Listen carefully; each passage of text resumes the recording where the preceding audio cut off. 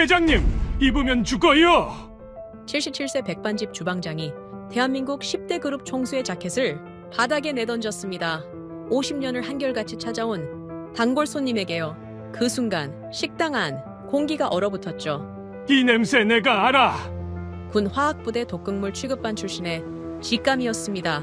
그리고 그 직감이 대한민국 10대 그룹을 뒤흔들 비밀의 문을 열어버렸습니다. 대체 어떤 일이 벌어지고 있는 건지 궁금하시다면 구독과 좋아요로 함께해주세요. 어느 곳에서 듣고 계신지 댓글 남겨주시면 반갑게 인사드리겠습니다. 자, 그럼 이야기 속으로 들어가 볼까요?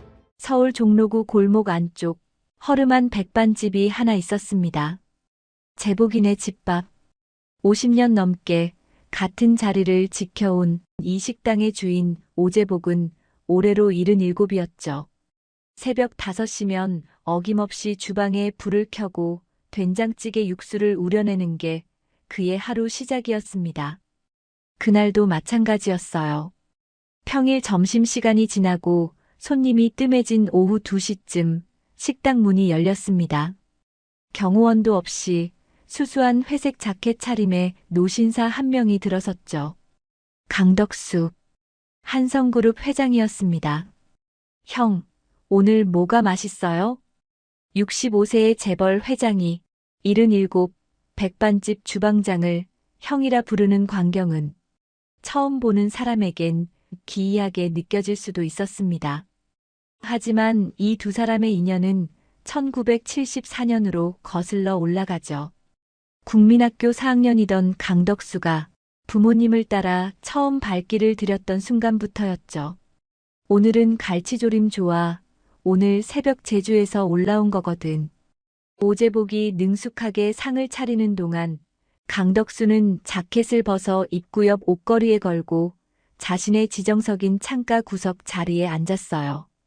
50년이 넘는 세월 동안 수천 번은 반복됐을 익숙한 풍경이었어요. 그런데 오늘따라 뭔가 이상했습니다.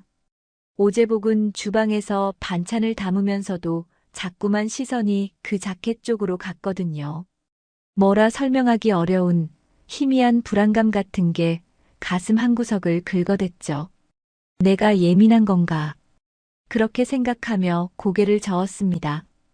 강덕수는 평소처럼 밥 한 그릇을 깨끗이 비웠고 식후에 숭늉까지 마신 뒤 자리에서 일어났어요.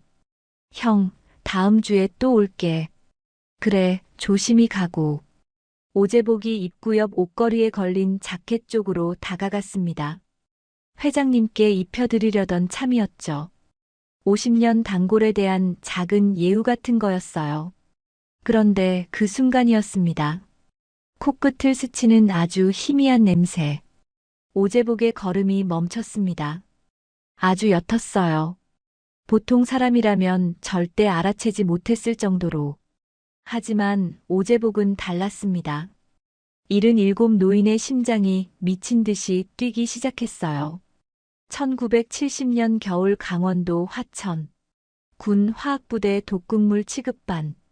훈련 중에 이 물질을 다뤘던 적이 있어요. 희미하지만 특유의 냄새가 났습니다. 교관이 말했죠. 냄새는 괜찮아. 근데 피부에 닿으면 끝이야.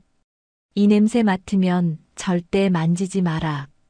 55년이 지났지만 그 냄새는 잊을 수가 없었습니다. 신경작용제. 피부에 닿으면 몇 분 안에 호흡이 멎는 독극물. 손이 떨렸습니다. 눈앞이 하얘지는 것 같았죠. 회장님, 입으면 죽어요. 자신도 모르게 소리가 터져나왔습니다. 자켓을 바닥으로 내던지면서요. 쿵. 형광등 불빛 아래 소매 가장자리 기름진 얼룩이 번들거리며 드러났죠. 고요한 오후의 정적이 산산조각 났습니다. 강덕수가 눈을 크게 떴습니다. 형, 왜 이래요? 갑자기. 입으면 안 돼. 오제복의 목소리가 떨렸습니다. 이거 뭔가 발라져 있어. 강덕수의 얼굴이 굳어졌습니다. 황당하다는 표정이었죠. 50년 지기 친구가 갑자기 자기 옷을 바닥에 내던지고 이상한 소리를 하니까요. 형, 무슨 소리야? 아침에 집에서 입고 나온 건데. 덕수야, 나 화학부대 출신이야. 이 냄새 내가 모를 리가 없어. 오재복의 눈이 심각했습니다. 장난이 아니라는 걸 강덕수도 느꼈을 거예요. 하지만 그는 고개를 저었습니다. 아니, 형. 내 경호팀이 얼마나 철저한데. 그럴 리가 없어. 믿고 싶지 않은 거였죠. 아니, 믿을 수가 없는 거였습니다. 자기 옷에 독극물이 발라져 있다니, 그게 말이 되나요? 오재복은 아무 말 없이 바닥에 떨어진 자켓 앞에 쪼그려 앉았습니다. 소매에 코를 가까이 가져갔어요. 그 순간 얼굴이 창백해졌죠. 덕수야, 난 미친 사람 아니야. 이거 분석해봐. 내가 틀렸으면 그때 사과할게. 강덕수는 한참 동안 바닥에 떨어진 자켓과 오재복의 얼굴을 번갈아 바라봤습니다. 50년을 알고 지낸 사람이었어요. 한 번도 거짓말을 한 적 없는 사람. 늘 묵묵히 자기 자리를 지켜온 사람. 그런데 지금 그 사람의 눈에 담긴 건 확신이었습니다. 두려움이 섞인 하지만 분명한 확신. 알았어, 형. 강덕수가 낮게 말했습니다. 일단 조용히 처리해 볼게. 그가 전화기를 꺼내 어딘가에 연락을 했고 30분 뒤 검은 양복을 입은 사람들이 식당으로 들이닥쳤습니다. 한성그룹 비서실 직원들이었죠. 그중 가장 앞에 선 여자가 입을 열었습니다. 자켓 어디 있습니까? 임소란. 한성그룹 비서실장이었습니다. 차가운 눈빛으로 바닥을 훑더니 가방을 열었어요. 은색 특수봉투를 꺼내는 사이 오재복은 본능적으로 앞치마 주머니에서 행주를 꺼냈습니다.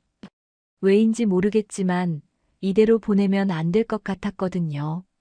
임소란의 시선이 가방에 머무는 그 틈에 오재복은 재빨리 자켓 소매를 행주로 닦아냈어요. 임소란이 장갑을 낀 손으로 자켓을 집어 봉투에 넣었습니다. 검사가 필요하다면 저희 쪽에서 진행하겠습니다. 그녀가 문을 나서기 직전 오재복을 흘깃 돌아봤죠. 그 눈빛이 이상했어요. 마치 쓸데없는 짓을 했군 하는 것 같은 묘한 눈빛. 문이 닫혔습니다. 오재복은 텅 빈 식당에 홀로 서서 자신의 손을 내려다봤어요. 아까 자켓 소매를 닦아낸 행주. 그 행주를 두 조각으로 잘라서 각각 주방에 있던 밀폐 유리병에 넣었어요. 한 조각은 그날 밤 집으로 가져가고 나머지 한 조각은 지인에게 맡겼습니다. 뭔가 잘못됐다는 직감이 있었거든요. 50년을 살아오며 길러진 생존 본능 같은 거였죠. 그리고 같은 시각, 서울 강남의 어느 고급 오피스텔. 임소란이 누군가에게 자켓이 든 은색 특수봉투를 건네고 있었습니다. 받아든 남자의 얼굴이 어둠 속에서 드러났죠. 강태호. 한성그룹 회장의 차남이었습니다. 자켓은 확보했습니다. 증거는 남지 않았어요. 임소란이 말했습니다. 강태호는 봉투 안 자켓을 보며 입꼬리를 올렸어요. 그 영감, 쓸데없이 코가 좁군. 그의 눈이 차갑게 빛났습니다. 아버지가 살아있는 한 경영권 승계 심사에서 형을 이길 방법은 없었어요. 아버지는 늘 장남 편이었으니까요. 하지만 아버지가 죽으면 상황이 달라집니다. 후계자 지명이 아니라 지분 싸움으로 판이 바뀌는 거죠. 그리고 지분 싸움이라면 강태호에게도 승산이 있었습니다. 이번엔 다른 방법을 써야겠어. 강태호가 중얼거렸습니다. 그 순간 어둠 속에서 그의 휴대폰이 울렸어요. 화면에 뜬 이름. 아버지. 강태호의 표정이 미세하게 일그러졌다가 이내 부드러운 미소로 바뀌었습니다.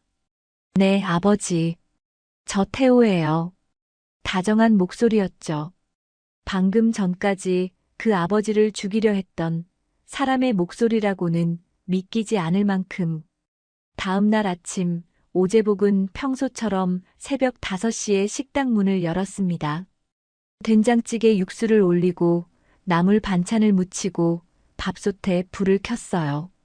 50년 동안 하루도 빠짐없이 반복해온 일과였죠. 하지만 손이 자꾸 떨렸습니다. 어제 일이 머릿속을 떠나지 않았거든요. 내가 맡은 게 맞나? 정말 그게 신경작용제였을까? 아무리 생각해도 확신이 섰습니다. 55년 전 화천 훈련장에서 맡았던 그 냄새. 죽어도 잊을 수 없는 냄새였어요. 그런데 그걸 누가, 왜 회장님 자켓에 발랐을까? 오제복은 고개를 저었습니다. 생각해봤자 답이 나올 리 없었죠. 일단 오늘 하루를 버텨야 했어요. 점심시간이 되자 단골 손님 몇 명이 들어왔습니다. 평소와 다를 것 없는 풍경이었죠. 오후 2시쯤이었습니다. 식당 앞에 검은 세단 세대가 천천히 멈춰 섰어요. 그 순간 식당 안 공기가 이상하게 가라앉았습니다. 문이 벌컥 열리더니 양복 입은 사람들이 우르르 들어왔어요. 그 선두에 선 남자. 오제복은 그 얼굴을 알아봤어요. 강태호. 한성그룹 회장의 차남이었습니다. 어젯밤 어둠 속에서 자켓을 받아들던 그 남자가 대낮에 버젓이 식당 한가운데 서 있었죠. 여기가 그 유명한 제복인의 집밥이구나. 강태호가 천천히 주위를 둘러보며 말했습니다. 비아냥거리는 말투였어요. 아버지가 50년을 다녔다는 식당치고는 좀 허름하네. 오제복은 아무 말 없이 그를 바라봤습니다. 강태호가 성큼성큼 다가오더니 오제복의 코앞에 섰어요.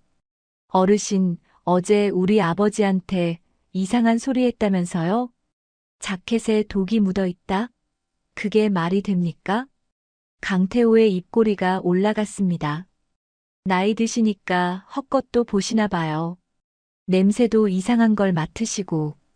주변에 있던 단골 손님들이 고개를 돌렸어요. 무슨 일인가 싶은 표정들이었죠. 오제복의 주먹이 떨렸습니다. 하지만 참았어요. 여기서 화를 내봤자 좋을 게 없었으니까요. 전 제가 맡은 걸 말씀드린 것뿐입니다. 오제복이 낮게 대답했습니다. 그래서 분석해 보시라고 했고요. 강태호의 눈이 가늘어졌어요. 분석? 그가 피식 웃었습니다. 그 자켓은 이미 처리했어요. 깨끗하게. 오제복의 눈이 커졌습니다. 처리라니. 증거를 없앤 거였어요. 어르신이 뭔가 착각하신 것 같아서 굳이 소란 피울 필요 없잖아요. 강태호가 어깨를 으쓱했습니다. 아버지도 그렇게 생각하시더라고요. 오랜 친구분이 갑자기 이상한 소리를 해서 당황스러우셨대요. 그 말에 오제복의 가슴이 철렁 내려앉았습니다. 덕수가 그렇게 생각한다고? 50년을 알고 지낸 친구가 자기 말을 믿지 않는다고? 그리고요. 강태호가 한 발 더 다가왔어요. 어르신, 앞으로는 우리 아버지 일에 신경 끄세요. 차가운 목소리였습니다. 괜히 나서셨다가 식당 운영에 문제가 생길 수도 있으니까. 협박이었어요. 대놓고 하는 협박. 오제복은 이를 악물었습니다. 하지만 아무 말도 할 수 없었어요. 강태호가 돌아서며 부하들에게 손짓했습니다. 가자. 검은 양복들이 우르르 빠져나갔어요. 식당 안이 다시 조용해졌습니다. 하지만 그 조용함이 무거웠어요. 남아있던 단골 손님들이 수군거리기 시작했거든요. 저 사람 누구야? 한성그룹 도련님 아니야? 근데 왜 여기까지 와서? 주방장 어르신이 뭔가 잘못했나 봐. 오제복은 눈을 감았습니다. 이제 시작이구나. 싸움의 시작. 그는 알 수 있었어요. 강태호가 단순히 겁주러 온 게 아니라는 걸. 저 남자 눈에 담긴 건 경고가 아니라 선전포고였습니다. 그날 저녁 식당 문을 닫고 정리하는데 전화가 왔어요. 강덕수 회장이었습니다. 형, 전화기 너머로 들려오는 목소리가 어색했어요. 50년을 알고 지낸 사이인데 뭔가 달라진 목소리였어요. 형, 어제 일 말인데. 나도 형 마음은 알아. 50년 지기잖아. 강덕수의 목소리가 조심스러워졌어요. 근데 그게 진짜 독극물이었을 리가 없잖아. 내 경호팀이 얼마나 철저한데. 덕수야. 오재복이 입을 열었습니다. 나는 내가 맡은 걸 말한 거야. 55년 전에 맡았던 그 냄새, 죽어도 못 잊어. 그게 내 자켓에서 났어. 전화기 너머가 잠시 조용해졌어요. 형, 미안한데.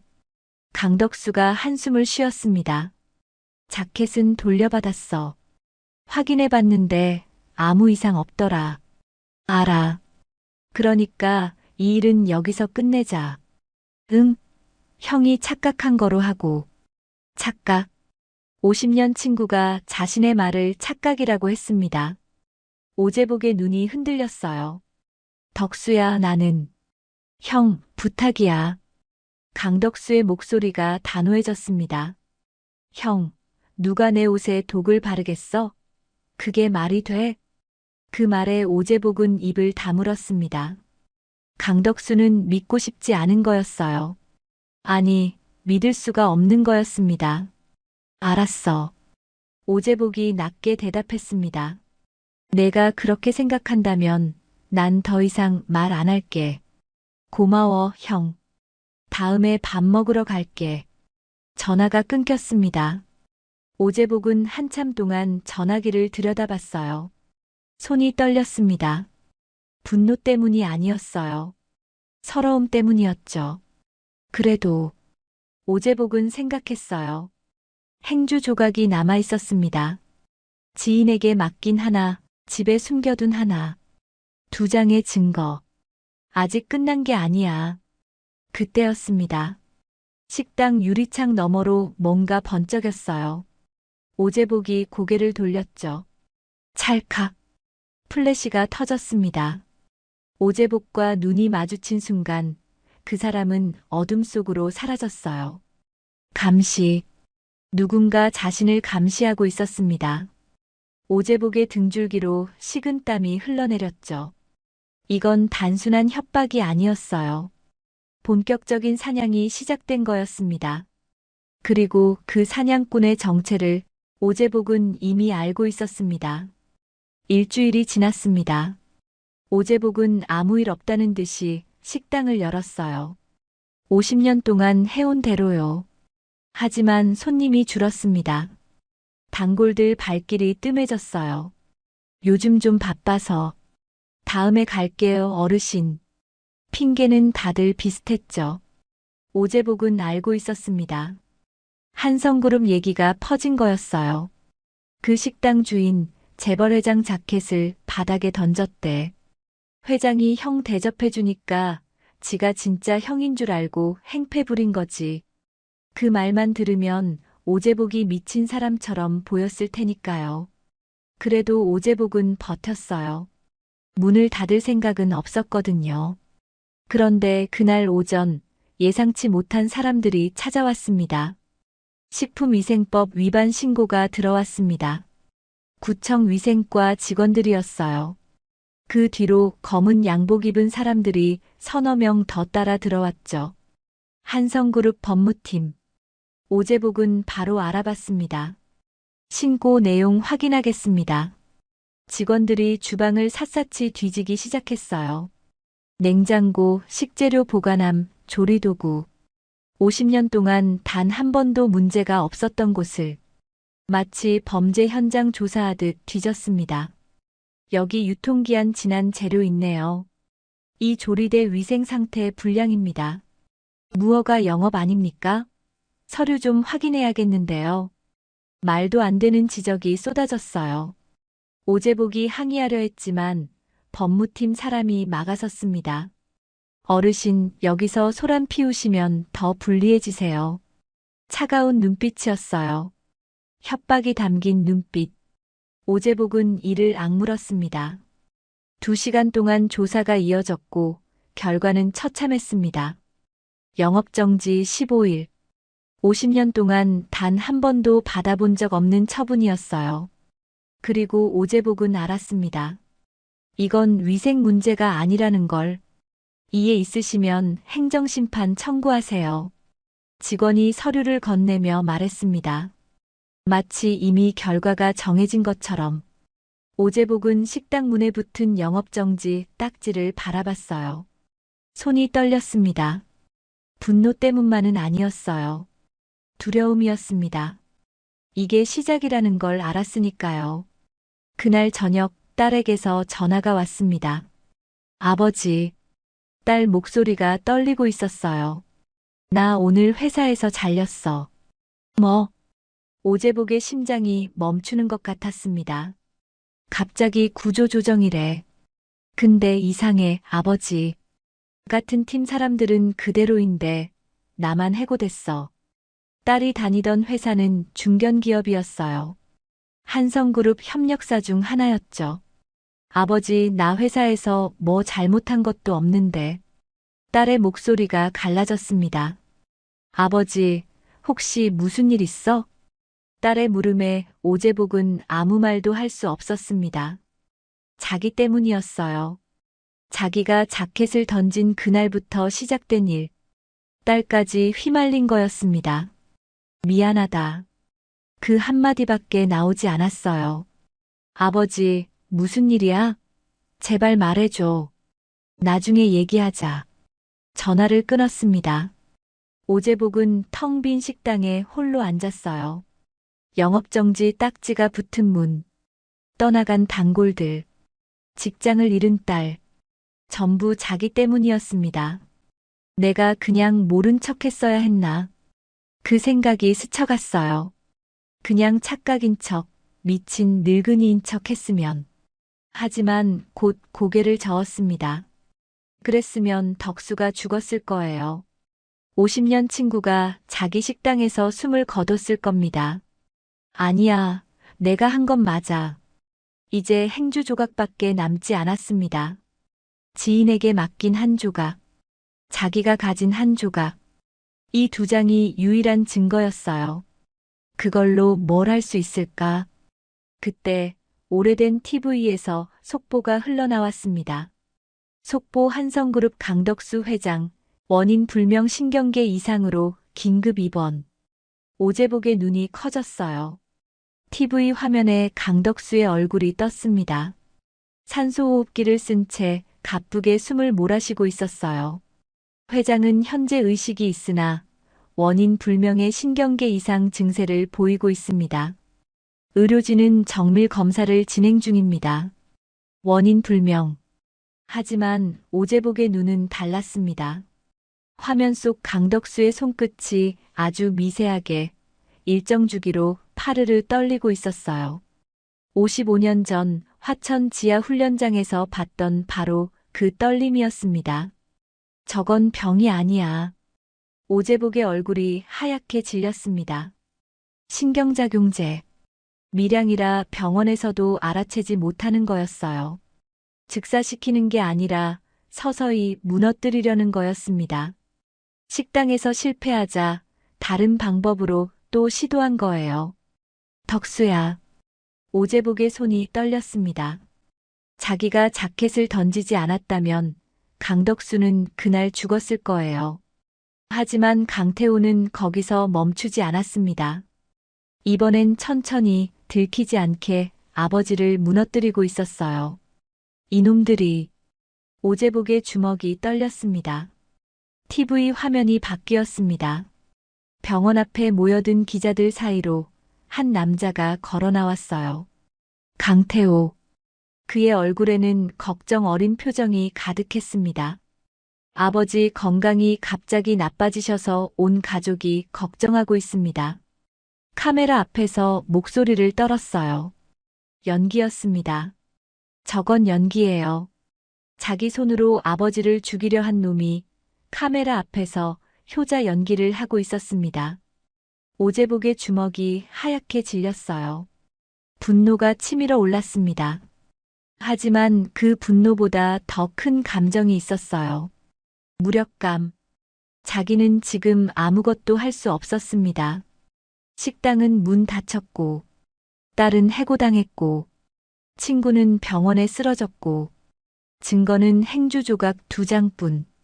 그 행주 조각이 진짜 독극물 성분인지 분석해 줄 곳도 없었어요.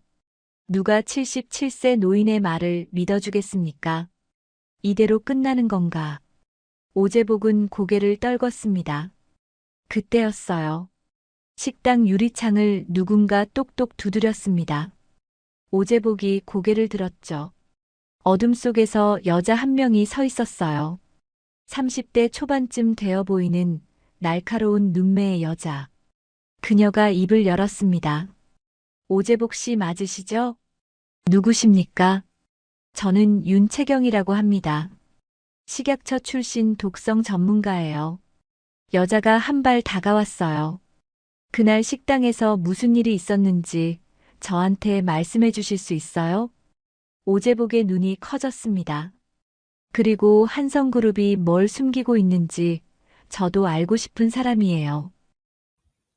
여러분, 여기까지 들으셨군요. 77세 주방장 오제복, 50년 친구를 살리려다 오히려 모든 걸 잃어가고 있습니다. 식당은 문 닫혔고, 딸은 해고당했고, 친구마저 병원에 쓰러졌습니다. 이 모든 일의 시작은 자켓 하나였어요. 그런데 말이죠. 어둠 속에서 손을 내민 사람이 나타났습니다. 윤채경이라는 여자. 그녀는 과연 오제복의 편일까요? 아니면 또 다른 함정일까요? 그럼 여러분, 다음 이야기도 계속 들어봐 주세요. 윤채경. 그 이름을 들은 순간 오제복은 경계심부터 들었습니다. 이 사람은 누구지? 안으로 들어오시죠. 오제복이 문을 열었어요. 일단 얘기를 들어봐야 했습니다. 윤채경이 어두운 식당 안으로 들어왔어요. 영업정지 딱지가 붙은 문, 불 꺼진 주방, 텅 빈 테이블들. 그녀는 주위를 둘러보더니 낮게 말했습니다. 한성그룹이 이렇게까지 했군요. 어떻게 나를 알고 찾아온 겁니까? 오제복이 물었어요. 윤채경이 의자에 앉으며 대답했습니다. 저는 3년 전까지 식약처에서 일했어요. 독성물질 분석 담당이었죠. 그래서요? 한성그룹 계열 화학연구소를 조사한 적이 있습니다. 농약 연구 관련 안전 점검이었어요. 그녀의 눈빛이 어두워졌어요. 그때 강태우가 갑자기 조사를 막더라고요. 뭔가 숨기려는 게 분명했어요. 오제복의 눈이 커졌습니다. 그러곤 조사가 갑자기 중단됐어요. 위에서 압력이 들어온 거죠. 윤채경이 쓴웃음을 지었어요. 저는 그 일로 식약처에서 밀려났습니다. 사표 쓰라는 압박을 받았거든요. 그래서 지켜보고 있었어요. 언젠가 실수할 거라고 생각했거든요. 그녀가 오제복을 똑바로 바라봤습니다. 그리고 며칠 전 어르신 얘기를 들었어요. 회장 자켓에서 독냄새를 맡았다고. 오제복은 아무 말 없이 그녀를 바라봤어요. 믿어도 되는 걸까? 이 사람을. 혹시 증거 같은 거 있으세요? 윤채경이 말했습니다. 있으면 제가 아는 사설연구소에서 성분 분석할 수 있어요. 오제복은 잠시 망설였어요. 왜 나를 돕는 겁니까? 오제복이 물었습니다. 당신한테 무슨 이득이 있어요? 윤채경이 잠시 침묵했어요. 그리고 낮게 대답했습니다. 저도 강태호한테 당한 사람이니까요. 윤채경의 눈이 잠깐 흔들렸습니다. 그 눈빛에는 오래된 분노가 담겨 있었어요. 그 한마디에 오제복은 뭔가를 느꼈습니다. 분노. 강태호에 대한 분노가 그녀 눈 속에 있었어요. 있습니다. 오제복이 입을 열었어요. 그날 자켓 소매를 행주로 닦아뒀어요. 집에 보관하고 있습니다. 정말요? 윤채경의 눈이 빛났습니다. 하나 더 있어요. 지인한테 맡겨뒀습니다. 2장이요? 잘하셨어요. 하나는 분석용, 하나는 보관용으로 쓰면 됩니다. 윤채경이 일어섰습니다. 내일 제가 다시 올게요.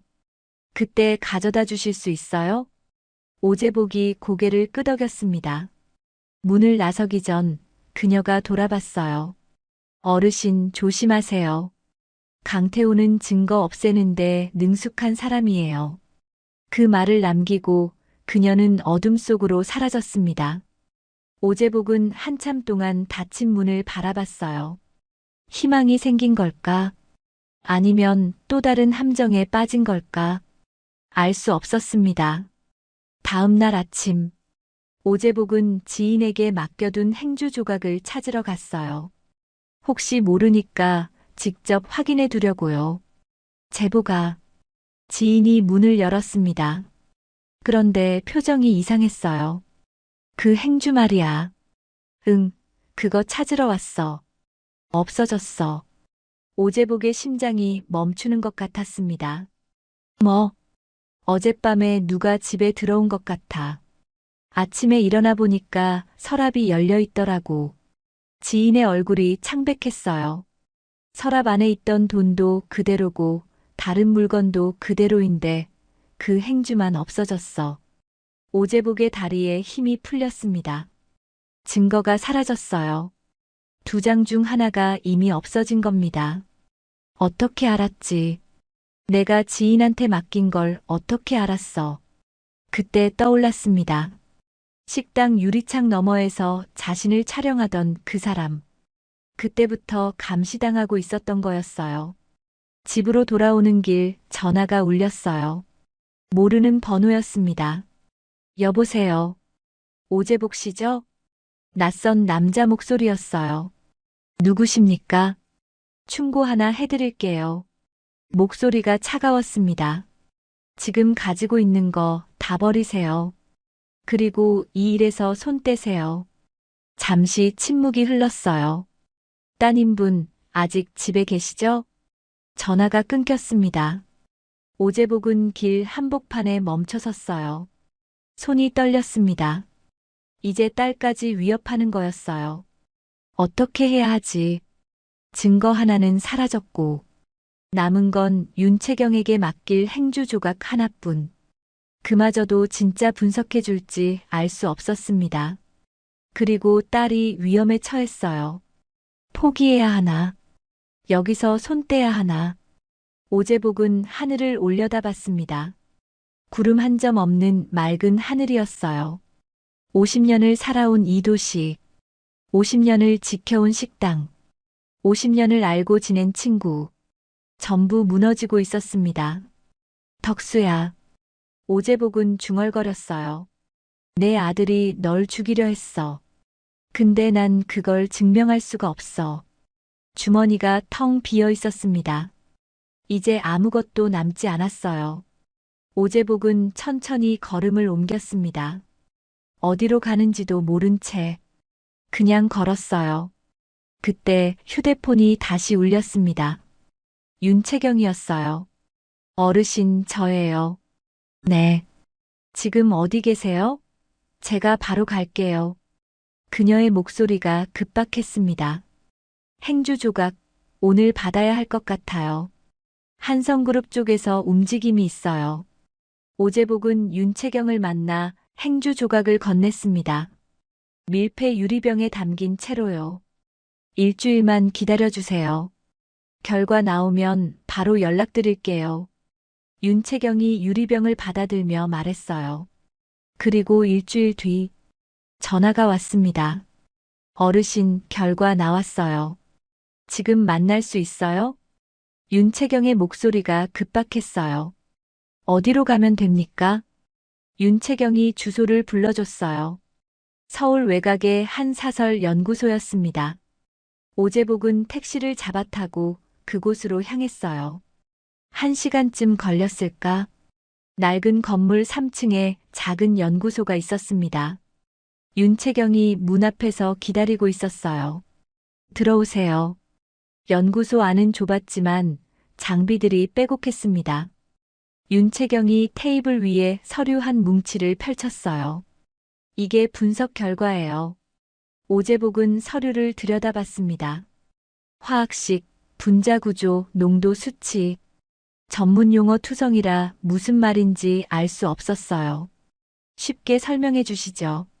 어르신이 맡으셨던 그 냄새, 신경작용제 맞아요. 윤채경이 말했습니다.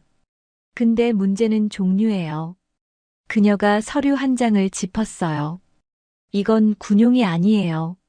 한성그룹 화학연구소에서 농약 연구용으로 개발한 물질인데 성분이 신경작용제랑 거의 같아요. 오재복의 눈이 커졌습니다. 농약이요? 네. 회사는 합법적인 연구였어요. 근데 강태호가 이 물질이 사람한테 쓰면 독이 된다는 걸 알고 몰래 빼돌린 거예요. 윤채경의 목소리가 낮아졌어요. 이런 물질을 빼돌려서 사람한테 쓰면 살인 미수예요. 강태호 개인 범죄입니다. 오재복은 말을 잃었습니다. 강태호가 회사 물질을 몰래 빼돌려서 자기 아버지를 죽이려 한 거였습니다. 이게 전부가 아니에요. 윤채경이 노트북을 열었습니다. 한성그룹 보안팀에 제 편이 있어요. 그날 주변 CCTV를 확보해뒀더라고요. 화면에 영상이 떴어요. 그날 오후 강덕수 회장이 식사하는 시간대 누군가 식당에 들어갔다가 1분도 안 돼서 다시 나오는 장면이 찍혀 있었습니다. 윤채경이 화면을 멈췄습니다. 식당 문을 밀고 들어가는 순간의 얼굴. 그녀가 천천히 확대했어요. 오재복의 숨이 멎었습니다. 임소란이었습니다. 한성그룹 비서실장이었어요. 저 여자가 회장님 식사하시는 동안 들어가서 자켓에 독을 바른 거예요. 윤채경이 말했습니다. 그리고 이거 보세요. 그녀가 또 다른 파일을 열었어요. 음성 녹음 파일이었습니다. 임소란이 보험용으로 통화 녹음을 해뒀더라고요. 자기 보호하려고. 근데 그걸 회사 클라우드에 백업해둔 거예요. 거기서 빼냈습니다. 윤채경이 재생 버튼을 눌렀습니다. 강태호의 목소리였어요. 오늘 점심 제복이네 간다. 식사 끝나기 전에 처리해. 본인이 직접 하진 않았지만 지시한 건 강태호예요.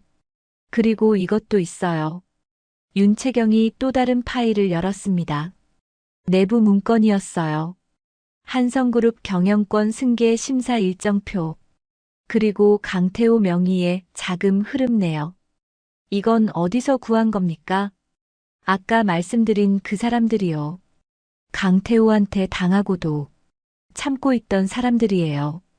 언젠가 기회가 오면 쓰려고 3년 동안 모아뒀죠.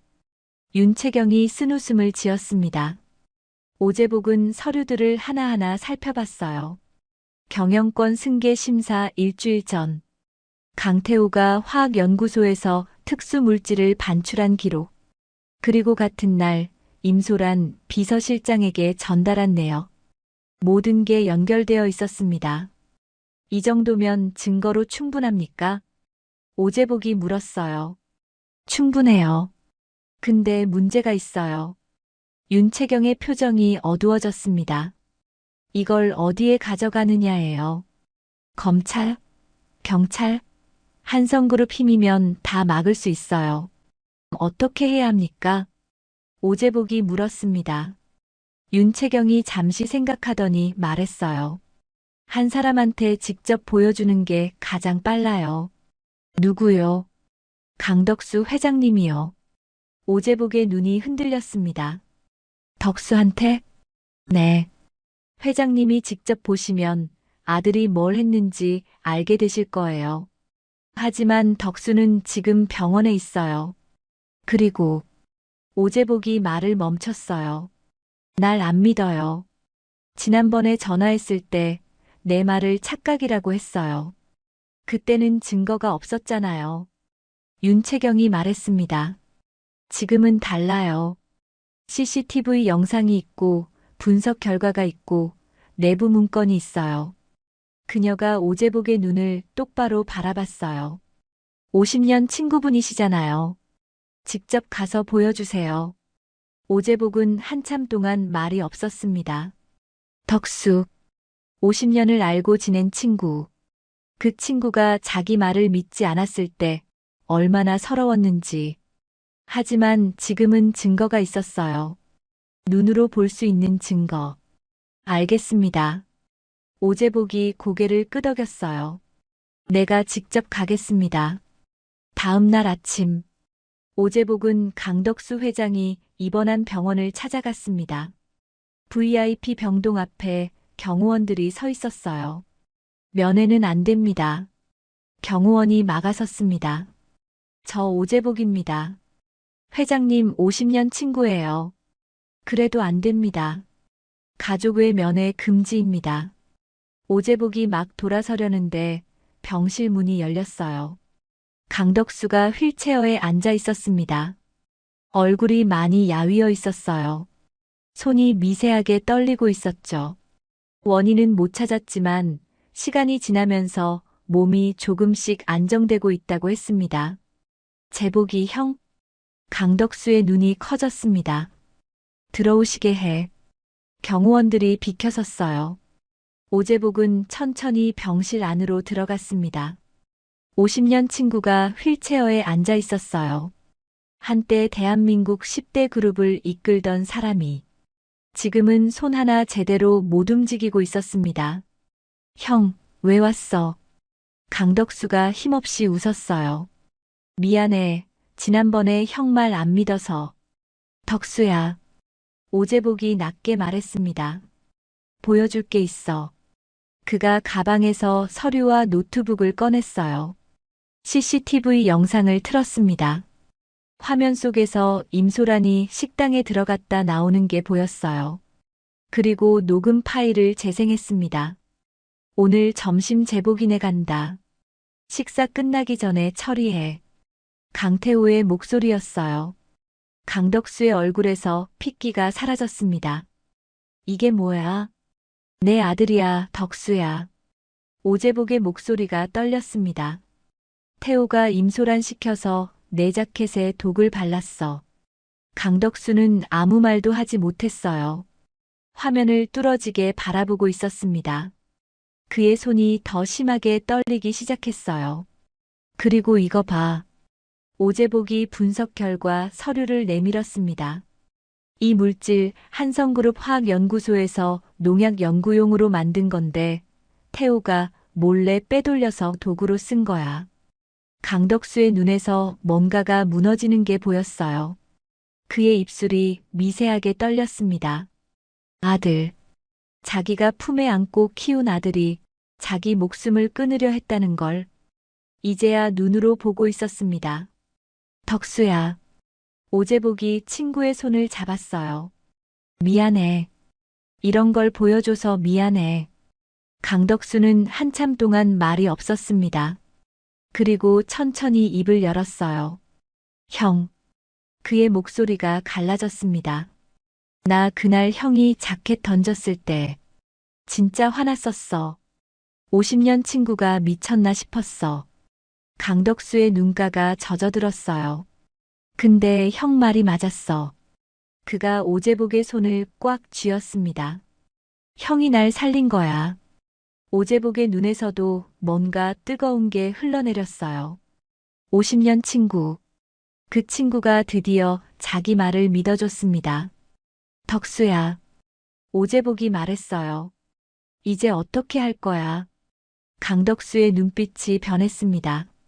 슬픔이 걷히고 그 자리에 차가운 빛이 들어섰어요. 대한민국 10대 그룹을 일으킨 사람의 눈빛. 형. 그가 낮게 말했습니다. 내 아들이라도. 강덕수의 목소리가 단호했어요. 법 앞에 세워야지. 그 순간 병실 밖 복도에서 발소리가 들렸습니다. 경호원이 급하게 문을 열었어요. 회장님, 큰일 났습니다. 무슨 일이야? 임소란 비서실장이 방금 공항에서 출국하려다 잡혔습니다. 오제복과 강덕수의 눈이 마주쳤어요. 윤채경이 검찰에 미리 제보해둔 거였습니다. 도망치려던 공범이 잡힌 거예요. 강덕수가 천천히 휠체어에서 일어났습니다. 떨리는 다리로 버티며 창밖을 바라봤어요. 태호. 그가 중얼거렸습니다. 내가 이렇게까지 할 줄은 몰랐다. 창밖으로 한성그룹 본사 빌딩이 보였습니다. 곧 저 빌딩 안에 강태호의 자리는 없어질 거예요. 사흘 뒤, 대한민국이 뒤집어졌습니다. 재벌가에서 벌어진 아버지 살해 미수 사건이었으니까요. 속보 한성그룹 강태호 부회장, 부친 살해 미수 혐의로 긴급 체포. 속보 임소란 전 비서실장, 살인 미수 공범 및 증거인멸 혐의 추가 기소. 뉴스 속보가 쏟아지고 있었습니다. 오재복은 텅 빈 식당에 앉아 TV를 바라봤습니다. 화면 속에서 강태호가 수갑을 찬 채 검찰청으로 끌려가고 있었어요. 불과 일주일 전만 해도 이 식당에 찾아와 자신을 비웃던 그 남자가 지금은 고개를 푹 숙인 채 카메라 세례를 받고 있었습니다. 기자들이 마이크를 들이밀었어요. 부회장님, 아버지를 죽이려 한 게 사실입니까? 경영권 때문에 그런 겁니까? 강태호는 아무 대답도 하지 않았습니다. 그저 굳은 얼굴로 검찰청 계단을 올라갔어요. 오재복은 한숨을 내쉬었습니다. 끝났구나. 이제야 끝난 거였어요. 그때 식당 문이 열렸습니다. 구청 직원이 들어왔어요. 오재복 사장님 계십니까? 네, 접니다. 영업정지 처분, 취소 통보 드리러 왔습니다. 직원이 서류를 내밀었어요. 조사 결과 위생 위반 사실이 없는 것으로 확인됐습니다. 즉시 영업 재개 가능하십니다. 오재복은 서류를 받아들었습니다. 손이 떨렸어요. 50년 동안 지켜온 식당. 문 닫힐 뻔했던 이 자리를 다시 지킬 수 있게 된 거였습니다. 감사합니다. 그가 고개를 숙였어요. 직원이 나간 뒤 오재복은 한참 동안 서류를 바라봤습니다. 그때 전화가 울렸어요. 딸이었습니다. 아버지. 딸 목소리가 밝았어요. 나 복직됐어. 회사에서 연락 왔는데 구조조정 취소래. 그래. 응. 그리고 사과도 받았어. 내부 압력 때문이었다고, 정말 죄송하다고. 오재복의 눈가가 젖어들었습니다.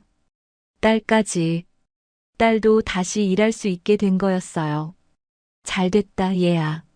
아버지도 식당 다시 여는 거지? 응, 내일부터 열어. 나 내일 퇴근하고 갈게. 아버지 밥 먹으러. 전화가 끊겼습니다. 오재복은 전화기를 내려놓고 창밖을 바라봤어요. 햇살이 들어오고 있었습니다. 며칠 만에 보는 따뜻한 빛이었죠. 그날 저녁, 오재복은 병원으로 향했습니다. 강덕수를 만나러요. VIP 병동 앞에 간호사가. 오재복 씨시죠? 회장님이 기다리고 계세요. 병실 문을 열었습니다. 강덕수가 침대에 앉아 있었어요. 며칠 전보다 얼굴색이 좋아져 있었습니다. 손떨림도 많이 줄어든 것 같았어요. 형. 강덕수가 오재복을 보며 웃었습니다. 힘없지만 진심이 담긴 웃음이었어요. 왔어. 오재복이 침대 옆 의자에 앉았습니다. 두 사람 사이에 잠시 침묵이 흘렀어요.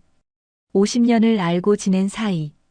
그 세월만큼이나 무거운 침묵이었습니다. 형. 강덕수가 먼저 입을 열었어요. 미안해. 내가 형 말 안 믿어서. 아들 말만 듣고.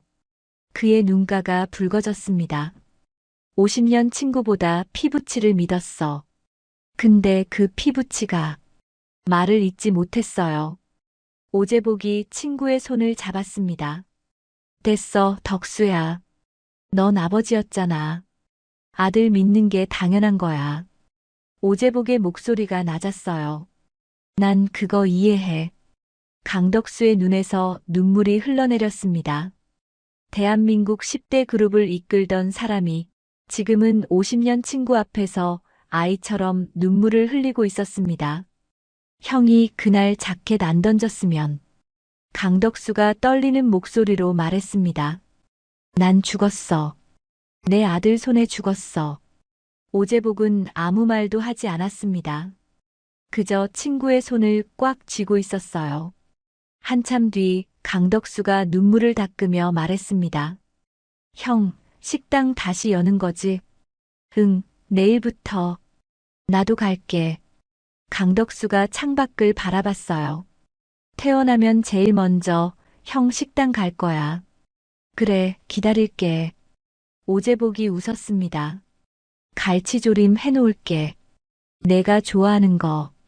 고마워, 형. 두 사람은 한참 동안 말없이 앉아 있었어요. 창밖으로 서울의 야경이 보였습니다. 한성그룹 본사 빌딩의 불빛은 여전히 켜져 있었어요. 하지만 이제 그 빌딩 안에 강태호의 자리는 없었습니다. 제복인의 집밥이 다시 문을 연 지 일주일째였습니다. 새벽 5시. 오재복은 50년 동안 해온 대로 주방에 불을 켰어요. 된장찌개 육수를 올리고 나물 반찬을 무치고 밥솥에 불을 켰습니다. 점심시간이 되자 손님들이 들어오기 시작했어요. 처음엔 1명이 들어왔습니다. 그리고 2명, 그리고 3명, 떠났던 단골들이 조금씩 돌아오기 시작했어요. 사장님 고생 많으셨어요. 뉴스 봤어요. 대단하시더라고요. 앞으로 자주 올게요. 오재복은 묵묵히 고개를 숙였어요. 그때 식당 문이 열렸습니다. 휠체어를 탄 노신사가 들어왔어요. 강덕수였습니다. 태어나자마자 바로 아직 걸음이 불편했지만 직접 찾아온 거였어요. 식당 안이 조용해졌습니다. 손님들이 고개를 돌렸어요. 한성그룹 회장이 이 허름한 백반집에 왔다는 게 믿기지 않는다는 표정들이었죠. 강덕수는 아무 말 없이 창가 구석 자리로 갔습니다. 50년 동안 앉았던 그 자리. 오재복이 다가왔습니다. 앞치마를 두른 채로요. 뭐 먹을래? 갈치조림. 알았어. 오재복이 주방으로 들어갔습니다. 잠시 뒤 갈치조림이 담긴 뚝배기가 나왔어요. 김이 모락모락 피어올랐습니다. 강덕수가 숟가락을 들었어요. 손이 조금 떨렸지만 밥을 떴습니다. 한 입, 2입, 천천히 먹었어요. 오재복은 카운터에 서서 그 모습을 지켜봤습니다. 50년 전 국민학교 4학년 꼬마가 밥을 먹던 그 자리. 지금은 65 노인이 갈치조림을 먹고 있었어요. 세월이 흘렀고 많은 일이 있었고 서로에게 상처도 줬지만 두 사람은 여전히 여기 있었습니다. 강덕수가 밥을 다 먹고 숟가락을 내려놓았어요. 형, 맛있다. 오재복이 웃었습니다. 창밖으로 햇살이 들어왔어요. 50년 된 식당 안으로 따뜻한 빛이 가득 차올랐습니다. 많은 일이 있었지만 이 식당은 여전히 같은 자리에 있었습니다. 그리고 두 사람도요. 여러분, 오늘 이야기 어떠셨어요? 여러분이라면 50년 친구를 위해 어디까지 할 수 있을까요? 오재복은 모든 걸 잃으면서도 끝까지 진실을 놓지 않았습니다. 그리고 그 진심이 통했어요. 우리 삶에도 이런 순간이 있죠. 모두가 등 돌려도 내가 옳다고 믿는 것을 지켜야 할 때, 그 선택이 외롭고 두렵더라도 끝까지 버틴다면 언젠가는 빛이 들어옵니다. 오늘 이야기 끝까지 함께해 주셔서 감사합니다.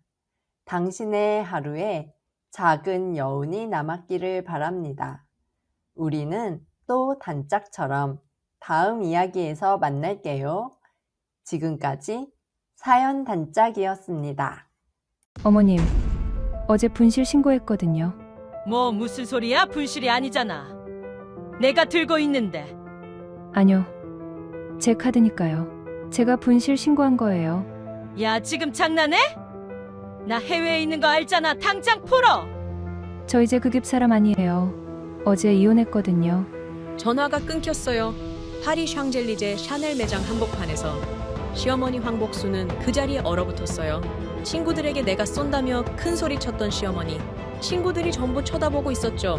무슨 사연이 있었던 건지 궁금하시다면 구독과 좋아요로 함께 해주세요. 어느 곳에서 듣고 계신지 댓글 남겨주시면 반갑게 인사드리겠습니다. 그럼 지금부터 시작합니다. 결혼 10년 차 윤세아는 매달 카드 명세서가 도착할 때마다 작은 한숨을 삼켜야 했어요. 처음엔 그랬죠. 신혼 때 시어머니 황복순이 우리 세아 카드 하나만 빌려줄 수 있어? 하고 조심스럽게 물었을 때 세아는 별 생각 없이 건넸거든요. 가족이니까 며느리니까 한두 번 쓰시고 돌려주시겠지 했는데 그게 10년이 됐네요. 황복수는 그 카드를 자기 것처럼 썼어요.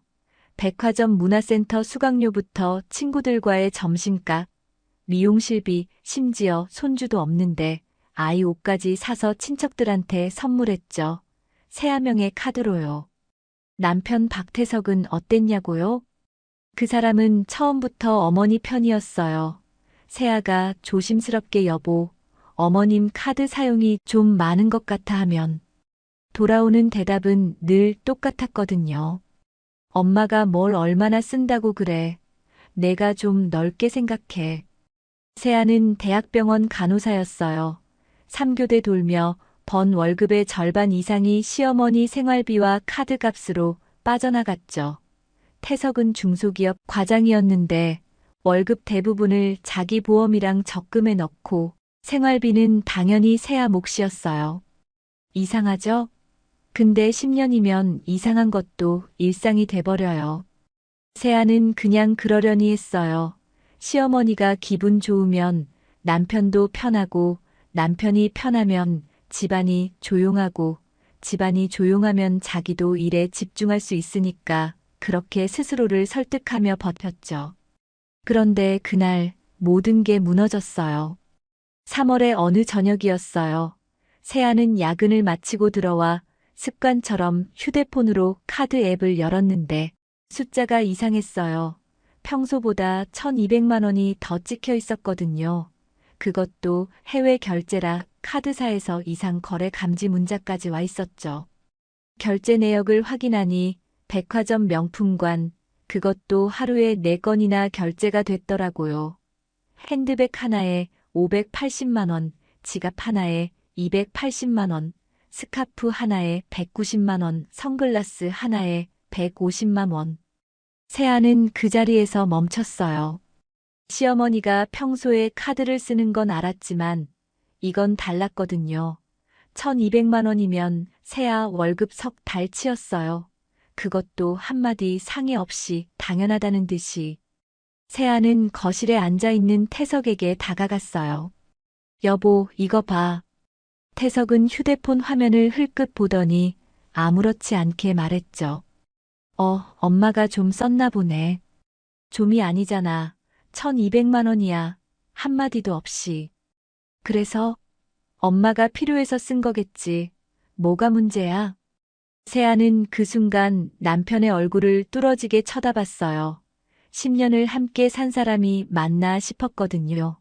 자기 돈이 아니니까 저렇게 쉽게 말하는 거구나. 처음으로 그 생각이 선명하게 들었죠. 문제가 뭐냐고. 내 카드야, 내 명이라고. 그러니까 가족 아니야? 가족끼리 뭘 그렇게 따져. 태석은 짜증 섞인 목소리로 TV 채널을 돌렸어요. 대화는 거기서 끝이었죠. 세아가 뭐라고 더 말해봤자 돌아오는 건 유난 떤다, 좁게 생각한다 뿐이었으니까. 그날 밤 세아는 잠을 이루지 못했어요. 누워서 천장을 보는데 지난 10년이 파노라마처럼 스쳐갔죠. 처음 카드를 건넨 날, 첫 명세서가 왔을 때의 당혹감, 태석에게 말했다가 되레 핀잔 들었던 수많은 밤들, 그리고 오늘. 이건 더 이상 참을 문제가 아니었어요. 세아는 조용히 결심했어요. 아무에게도 말하지 않고 혼자서 끝내기로요. 다음 날부터 세아는 점심시간마다 병원 근처 법률사무소를 찾아다녔어요. 처음엔 문 앞에서 발걸음이 떨어지지 않았죠.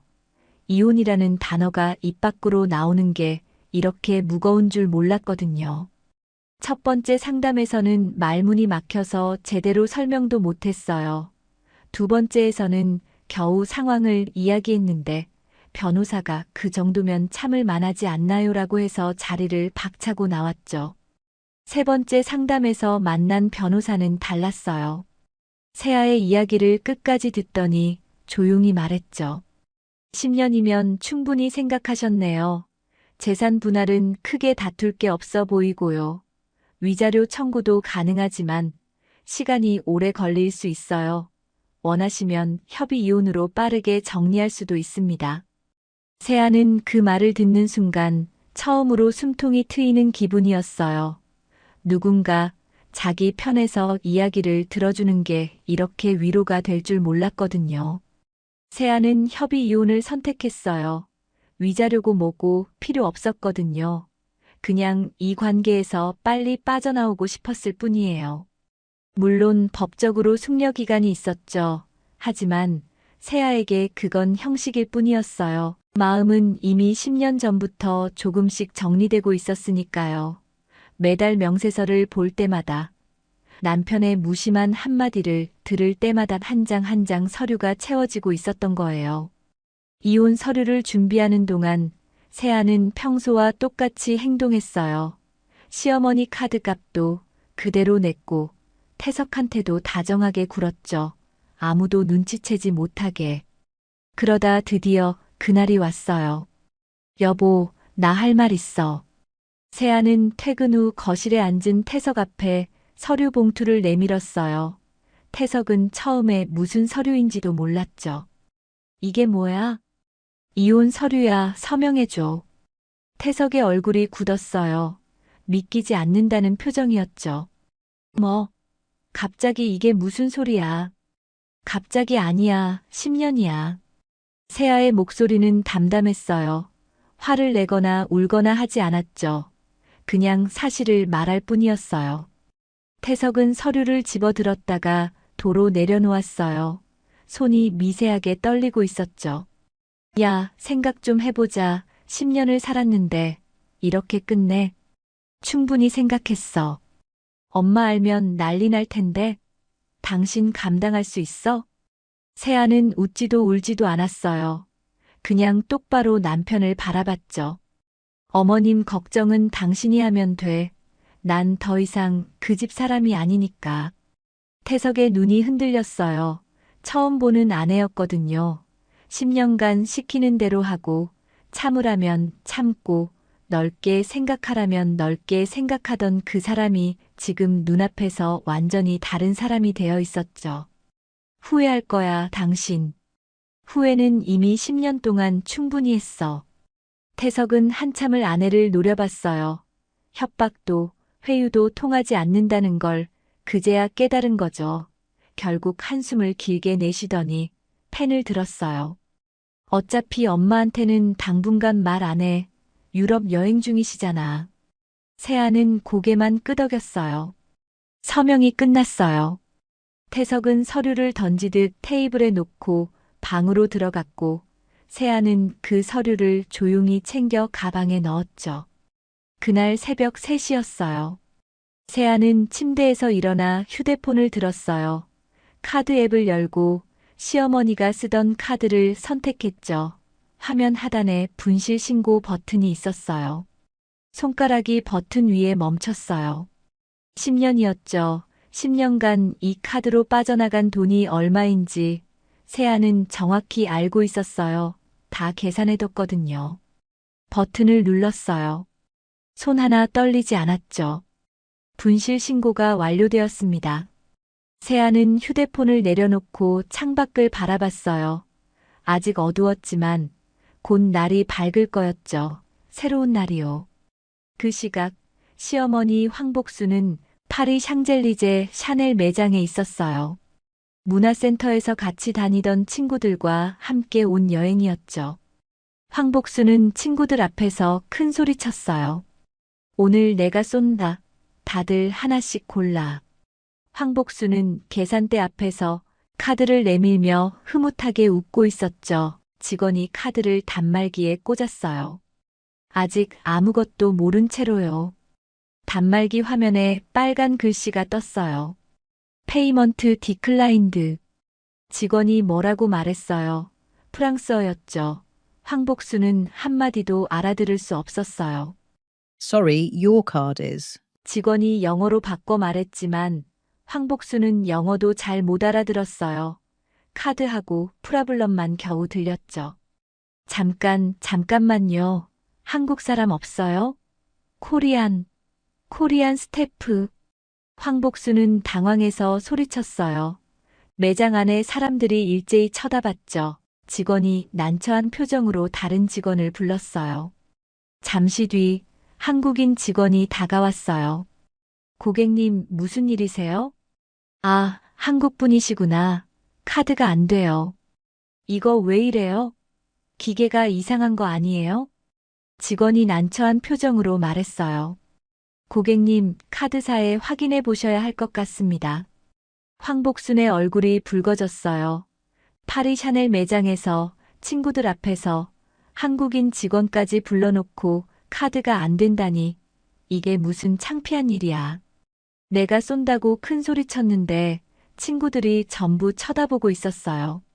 황복수는 바로 세아에게 전화를 걸었어요. 나 지금 파리인데 카드가 안 돼. 어떻게 된 거야? 전화기 너머로 잠깐 침묵이 흘렀어요. 그리고 세아의 목소리가 들려왔죠. 예전과는 다른 목소리였어요. 어머님, 어제 분실 신고했거든요. 무슨 소리야? 분실이 아니잖아. 내가 들고 있는데. 아니요, 제 카드니까요. 제가 분실 신고한 거예요. 황복수는 잠시 말을 잃었어요. 이게 무슨 상황인지 이해가 안 됐거든요. 야, 지금 장난해? 내가 해외에 있는 거 알잖아. 당장 풀어. 어머님, 저 이제 그 집 사람 아니에요. 어제 이혼했거든요. 전화가 끊겼어요. 황복수는 그 자리에 멈춰 섰어요. 귀를 의심했죠. 이혼? 뭐라고? 그 말이 머릿속에서 맴돌았어요. 매장에 웅성거리는 소리가 갑자기 멀어지는 것 같았죠. 황복순의 손이 떨리기 시작했어요. 바로 아들에게 전화를 걸었죠. 태서가 지금 뭐 하는 거야? 세아가 이혼했다고 하는데 무슨 소리야? 전화기 너머로 태석의 한숨 소리가 들렸어요. 엄마, 나중에 얘기해요. 나중에? 지금 당장 말해. 이혼을 했어, 안 했어? 했어요. 황복순의 다리에 힘이 풀렸어요. 매장 한쪽 소파에 주저앉았죠. 조금 전까지만 해도 내가 쏜다며 큰 소리 쳤는데 현실은 친구들 앞에서 카드도 안 되는 사람이 되어버렸어요. 미쳤어? 이혼을 해? 나한테 말도 없이? 엄마 여행 중이시잖아요. 끝나고 말하려고 했어요. 그러니까 뒤에서 다 해놓고 나중에 알려주겠다고? 그게 아들이야? 태석은 아무 말도 못했어요. 황복수는 전화기를 붙잡고 울기 시작했죠. 친구들이 보는 앞에서요. 친구들이 어쩔 줄 몰라 하며 황복순을 바라봤어요. 태서가 이혼은 이미 된 거니까 어쩔 수 없다 치자. 근데 그 애가 선을 넘었어. 무슨 말이에요? 카드를 끊었잖아. 내가 해외에 있는 거 뻔히 알면서 이게 사람이 할 짓이야? 태석도 그제야 상황의 심각성을 깨달았어요. 어머니 카드가 끊겼다는 건 자기가 쓰던 생활비 카드도 끊겼다는 뜻이었거든요. 각 카드들 대부분이 세아명이었으니까. 엄마, 일단 귀국하면 얘기해요. 제가 처리할게요. 처리? 어떻게? 재산 분할은 했어? 아직이요. 아직이라고? 이혼은 해놓고 재산 정리는 안 했어? 황복순의 목소리가 다시 높아졌어요. 당장 가서 따져. 이렇게 갑자기 카드를 끊으면 우리가 어떻게 살아? 전화를 끊자 옆에 있던 친구 중 한 명이 다가왔어요. 복순아, 괜찮아? 일단 내가 계산해 줄게. 나중에 정리되면 갚아. 결국 친구가 580만 원을 대신 결제했어요. 황복수는 그 자리에서 고개를 들 수가 없었죠. 황복수는 이를 악물었어요. 580만 원, 그 돈이 문제가 아니었어요. 이건 완전히 계획된 거였어요. 며느리가 아니 전 며느리가 자기를 이렇게 망신 주려고 작정한 거였어요. 황복수는 바로 아는 변호사에게 연락했어요. 이거 고소할 수 있어요? 고의로 손해를 끼친 거잖아요. 변호사는 상황을 듣더니 말했죠.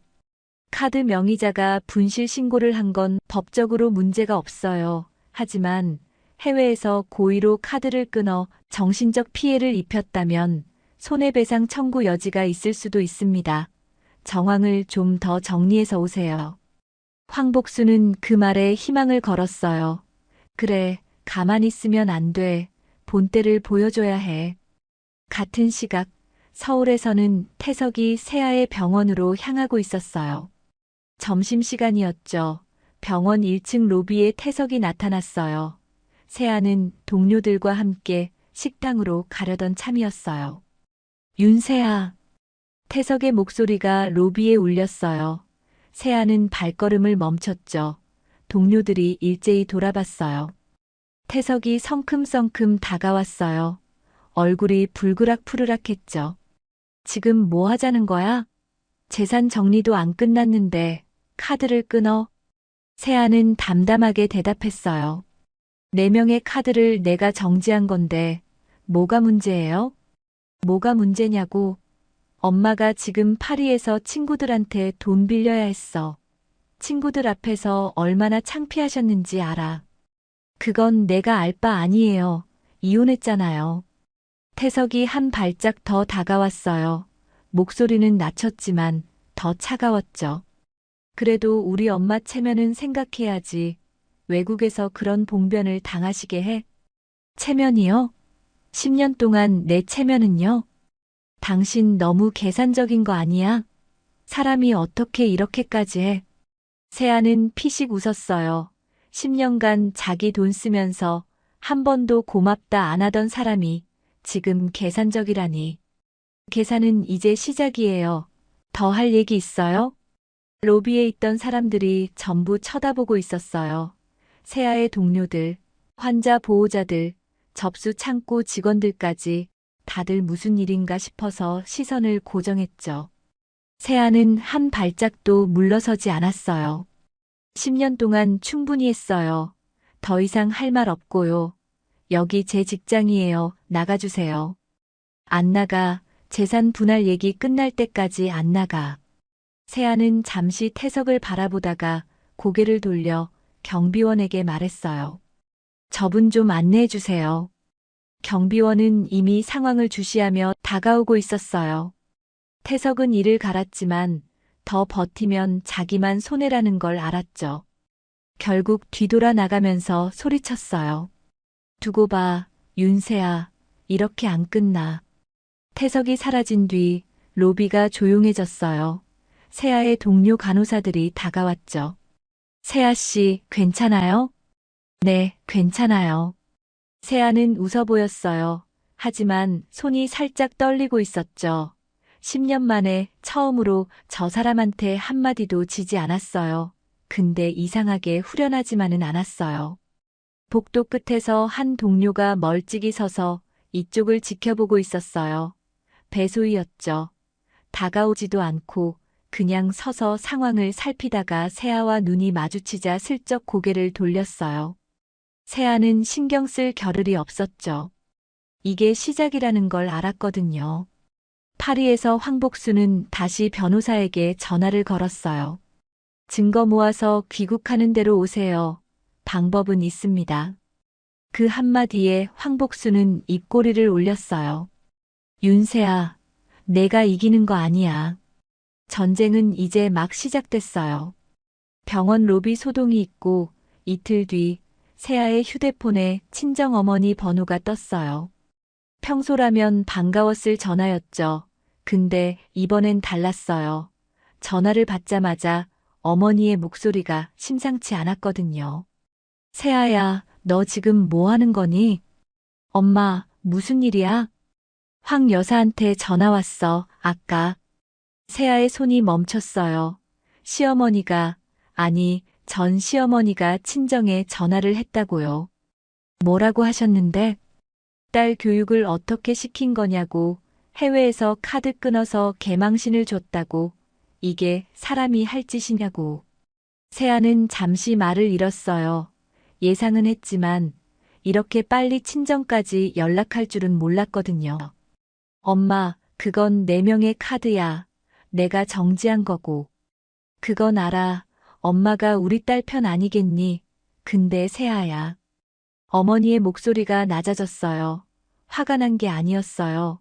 두려움이었죠. 소송이니 뭐니 시끄럽게 하면 주위 사람들 수군거리고 그리고 여자가 이혼하면 손해야. 세상이 아직 그래. 엄마, 창피한 건 내가 아니야. 남의 돈을 당연한 듯 쓴 사람이 창피한 거지. 그래도 조용히 합의하는 게. 엄마, 나 10년 동안 조용히 했어. 더 이상은 못해. 소송은 저쪽에서 건 거야. 내가 먼저 한 게 아니라고. 전화기 너머로 한숨 소리가 들렸어요. 그리고 어머니가 작게 중얼거렸죠. 우리 세아가 고생이 많다. 엄마가 뭘 해줄 수가 있어야지. 세아의 눈시울이 뜨거워졌어요. 어머니도 딸 편을 들고 싶은 거였죠. 근데 세상 물정이 무서웠던 거예요. 평생 그렇게 살아왔으니까. 세아는 전화를 끊고 한참을 창밖을 바라봤어요. 친정 부모님마저 이러면 자기 편은 대체 누가 있는 걸까? 그 생각이 머릿속을 떠나지 않았죠. 며칠 뒤 황복순이 귀국했어요. 여행 내내 속이 부글부글 끓었죠. 비행기에서 내리자마자 황복순이 제일 먼저 한 일은 변호사 사무실로 가는 거였어요. 민사소송 진행하세요. 친구한테 빌린 580만 원의 정신적 피해까지 청구할 거예요. 변호사가 서류를 정리하며 말했죠. 명의자가 카드를 정지한 건 법적으로 하자가 없습니다. 다만 해외에서 고의로 카드를 끊어 지인에게 돈을 빌려야 하는 상황을 만들었다면 손해배상 청구는 가능할 수 있어요. 다만 고의 입증이 쉽진 않아요. 그래서 증거가 중요합니다. 그거면 됐어요. 어떻게든 저 애한테 본때를 보여줘야 해요. 황복수는 그 자리에서 소송을 의뢰했어요. 같은 시각, 세아는 병원에서 점심을 먹고 있었어요. 동료 간호사 배소희가 다가와 앉았죠. 세아 씨, 요즘 힘들죠? 그날 로비에서 있었던 일 때문에 다들 수군거리더라. 세아는 고개를 저었어요. 괜찮아요. 신경 쓰지 마세요. 근데 그 사람, 세아 씨 전 남편 맞죠? 나 사실 그 사람 알아요. 세아가 고개를 들었어요. 알아요? 어떻게요? 대학 동창이거든요. 같은 과는 아니었는데 동아리에서 잠깐 같이 활동했어요. 배소희는 웃으며 말했지만 세아는 뭔가 이상한 느낌이 들었어요. 왜 이 얘기를 지금 하는 걸까? 그래서요? 아니, 그냥요, 세상 좁다 싶어서. 배소희는 자리에서 일어나며 세아의 어깨를 툭툭 쳤어요. 마치 오랜 친구처럼요. 힘들면 말해요. 내가 도와줄게. 우리 같은 해에 입사했잖아. 언니처럼 생각해. 배소희는 다정하게 웃으며 자리를 떠났어요. 세아는 고맙다고 했지만 마음 한구석이 찜찜했어요. 10년 넘게 같이 일했는데. 태석이랑 동창이라는 얘기는 처음 들었거든요. 게다가 언니처럼 생각해라니. 그동안 그렇게 친하게 지낸 적도 없으면서 왜 하필 이 타이밍에 갑자기 다정해진 걸까? 세아의 직감은 틀리지 않았어요. 그날 저녁 배소희는 태석에게 전화를 걸었죠. 나 배소희야, 기억나? 세아 씨랑 같은 병원이거든. 요즘 상황 궁금하지 않아? 태석의 목소리가 달라졌어요. 솔직히 궁금해. 소송 준비 중인데 저쪽 동향을 알아야 하거든. 알아봐 줄게. 배소인은 전화를 끊으며 미소를 지었어요. 동창 의리만은 아니었죠. 올해는 누구 하나만 올라갈 수 있는 자리가 있었으니까요. 태석 쪽은 이미 변호사를 붙여 준비해둔 상태였나 봐요. 일주일 뒤 세아에게 법원 소장이 도착했거든요. 민사소송, 원고 황복순, 피고 윤세아. 소장 내용을 읽는 세아의 손이 떨렸어요. 친구에게 빌린 쇼핑 대금 580만 원 배상 청구, 거기에 공용카드를 일방적으로 차단하여 생활에 심각한 지장을 초래했다는 주장, 그리고 마지막 줄에는 이렇게 적혀 있었죠. 피고의 고의적이고 악의적인 차단 행위로 인해 원고는 해외에서 극심한 정신적 충격과 수치심을 경험하였다. 세아는 헛웃음이 나왔어요. 10년간 자기한테 수치심을 안겨준 건 누구였는데. 공용카드라니, 그건 처음부터 세아 명의였어요. 공용이었던 적이 한 번도 없었죠.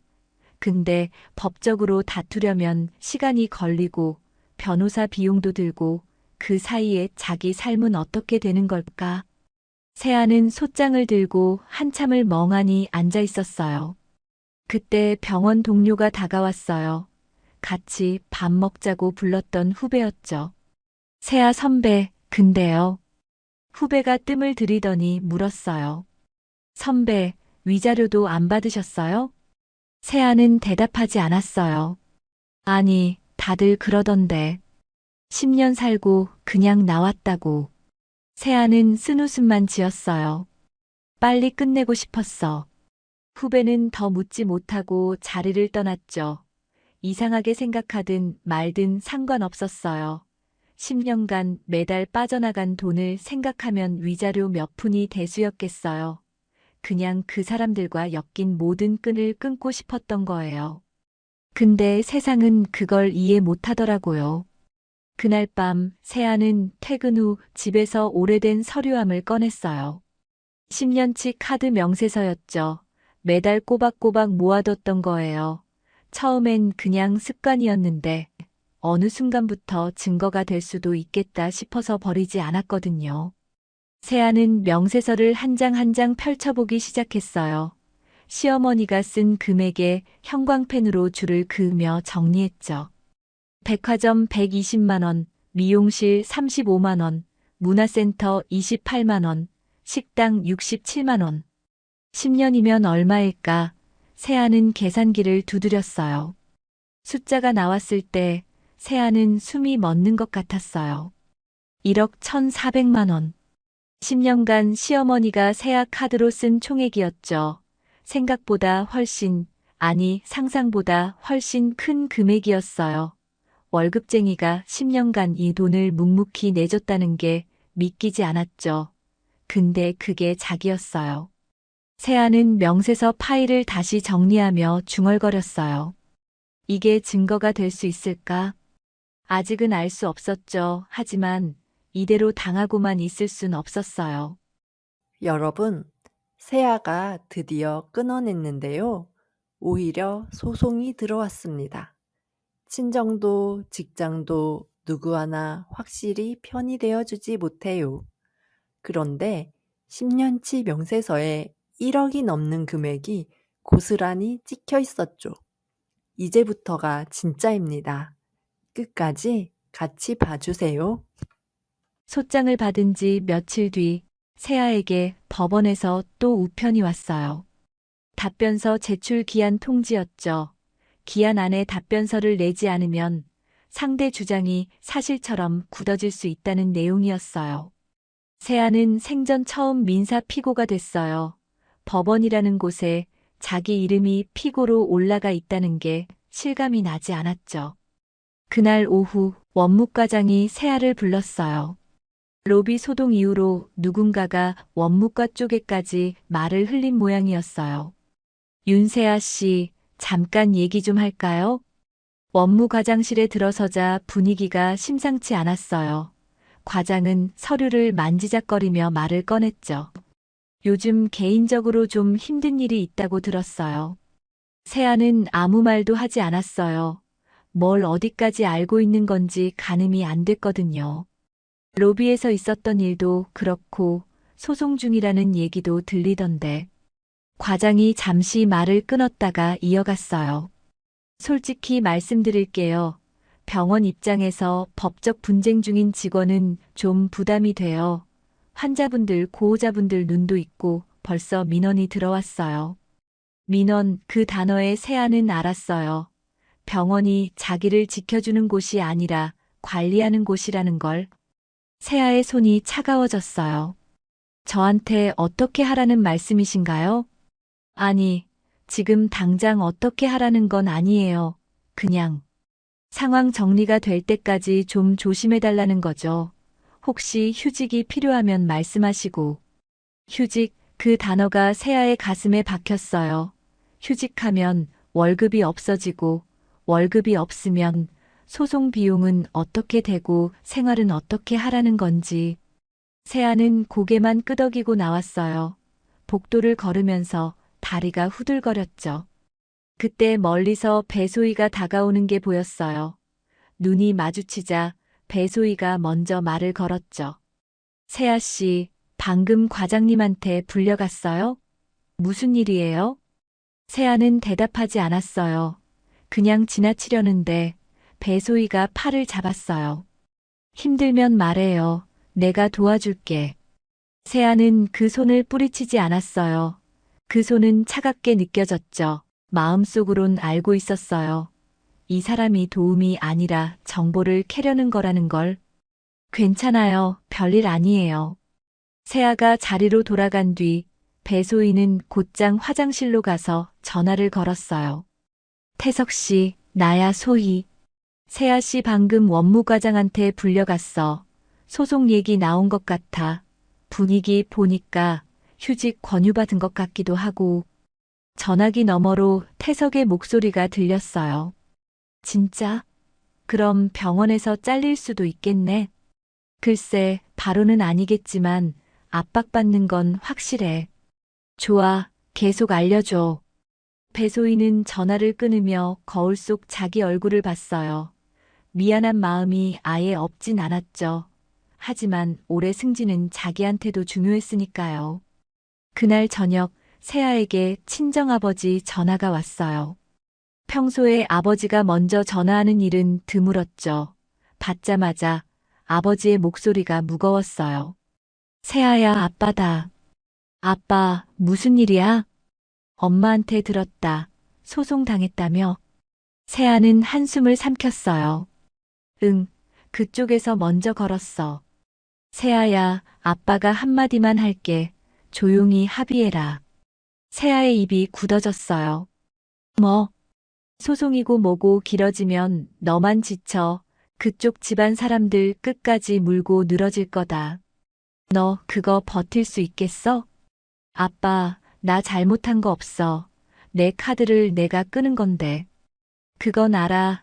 근데 세상 일이 옳고 그름으로만 되는 게 아니잖아. 합의금 좀 주고 끝내는 게 나을 수도 있어. 세아는 전화기를 쥔 손에 힘이 들어갔어요.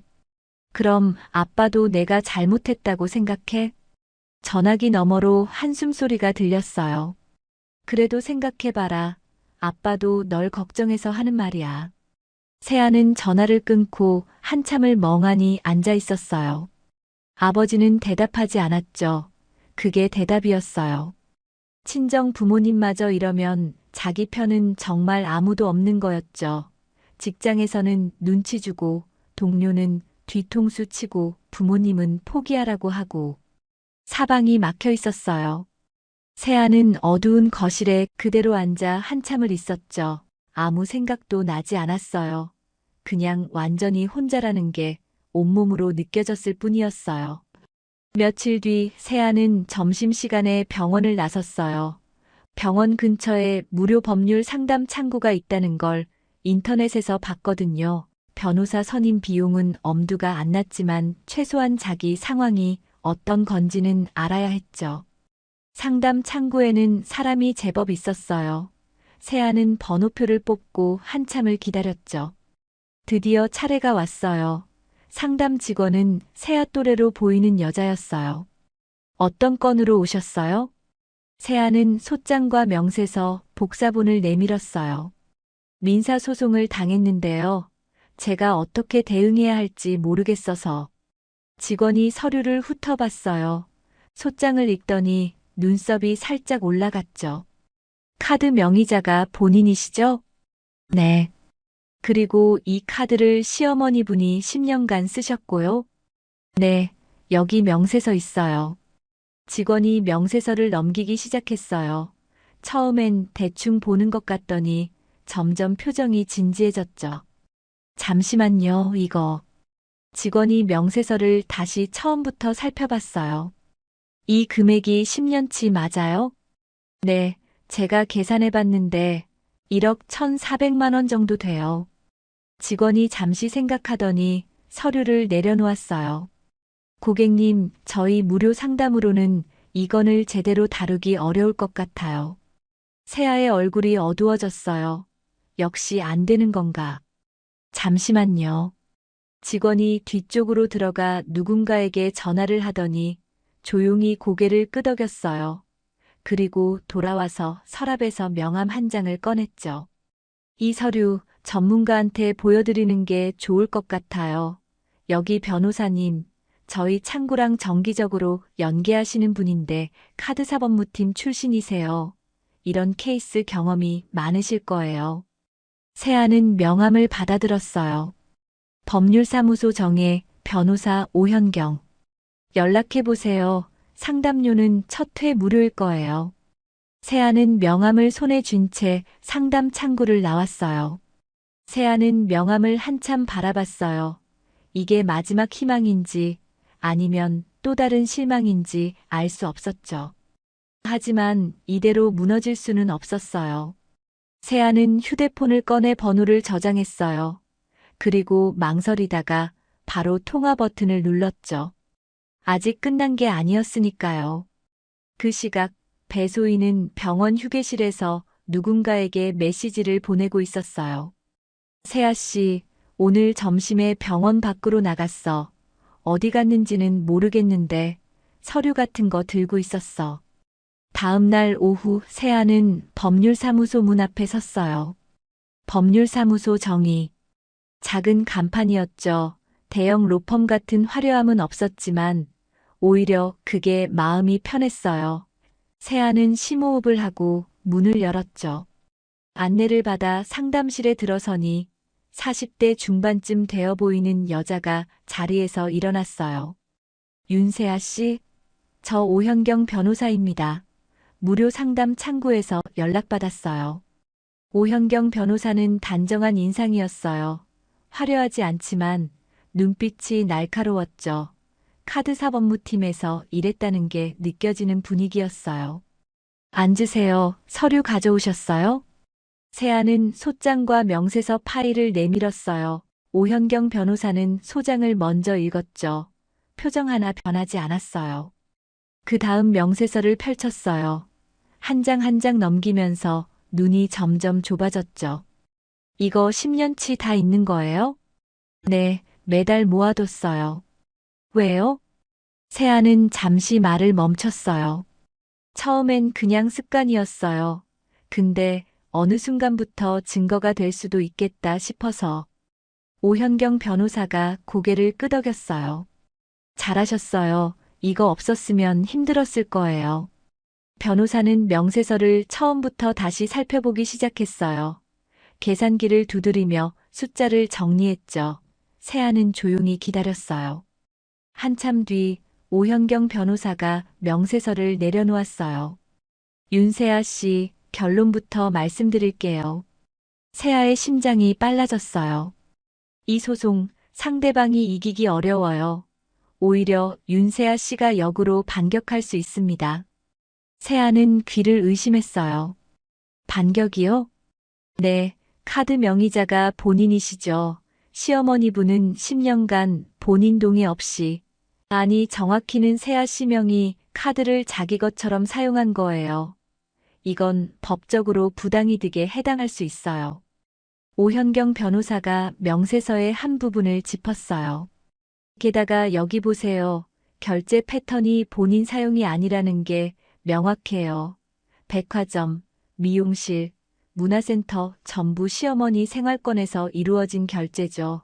10년간 1억이 넘는 금액을 카드 명의자 몰래 쓴 거예요. 세아는 숨을 삼켰어요. 그러면 제가 반소를 걸 수 있어요. 상대방이 먼저 소송을 걸었으니까 같은 재판에서 역으로 청구하는 거예요. 부당이득, 반환 청구, 거기에 손해배상까지. 오현경 변호사가 펜을 들어 숫자를 적었어요. 상대방이 청구한 게 580만 원이죠?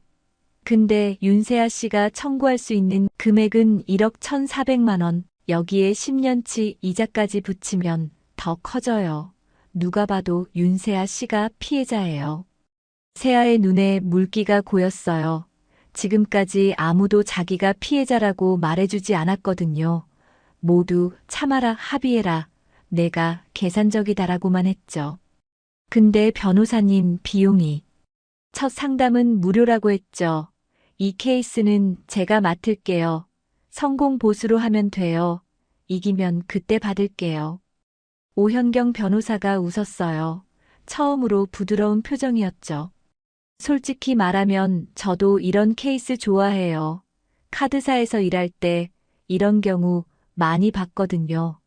가족이라는 이름으로 착취당하는 사람들, 그 사람들 대신 한번 제대로 싸워보고 싶었어요.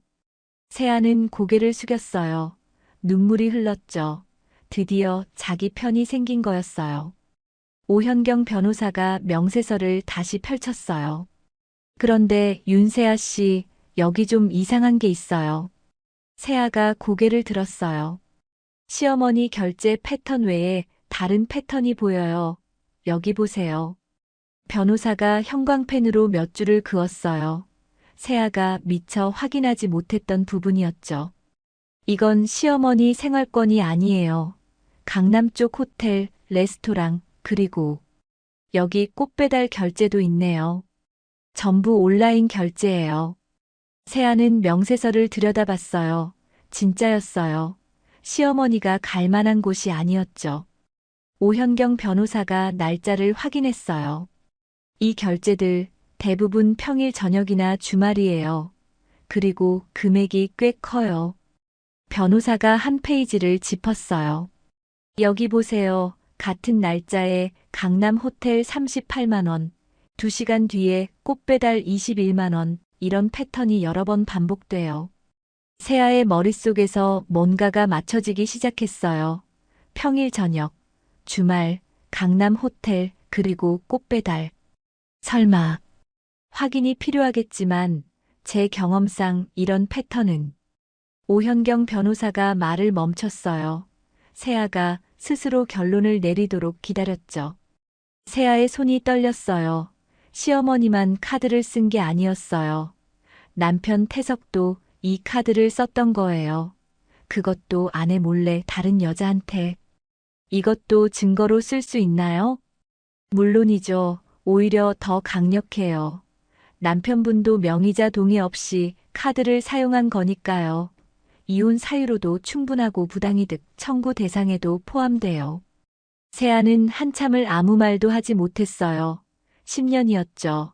10년간 자기가 뭘 위해 참아온 건지 이제야 선명하게 보였어요. 오현경 변호사가 서류를 정리하며 말했어요. 반소 준비 들어갈게요. 그리고 하나 더. 세아가 고개를 들었어요. 혹시 직장에서 이상한 일 없었어요? 누가 정보를 흘리고 있다든지. 세아는 잠시 망설이다가 말했어요. 동료 한 명이 좀 이상하긴 해요. 전 남편이랑 대학 동창인데 갑자기 친한 척 하더라고요. 이름이요? 배소희요. 오현경 변호사가 메모했어요. 확인해 볼게요. 요즘은 회사 메신저 기록이나 CCTV로 다 나와요. 정보 유출이 확인되면 그것도 증거가 됩니다. 세아는 법률사무소를 나서며 처음으로 가슴이 뻥 뚫리는 기분이었어요. 아직 끝난 건 아니었지만 이제 혼자가 아니었죠. 그 시각 태석은 어머니 집에 있었어요. 황복순이 전화를 받더니 얼굴이 굳어졌거든요. 변호사한테서 온 전화였죠. 뭐라고요? 반소요? 전화를 끄는 황복순의 얼굴이 창백해졌어요. 엄마, 무슨 일이에요? 저 애가 반소를 걸었대. 부당이득 반환이라나 뭐라나 10년치 카드 사용액 전부 돌려달라고. 태석의 얼굴도 굳어졌어요. 뭐요? 그게 말이 돼요?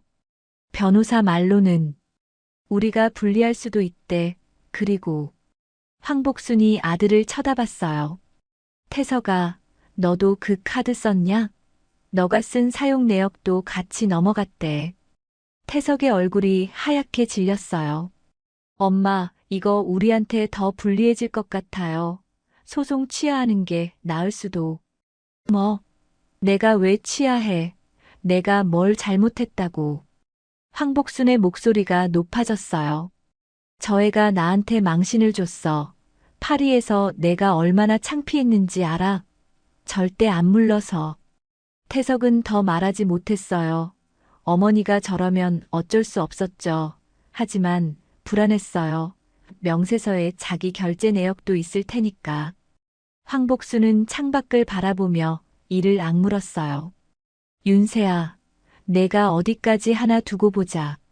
하지만 손이 떨리고 있었어요. 처음으로 자기가 질 수도 있다는 생각이 들었거든요.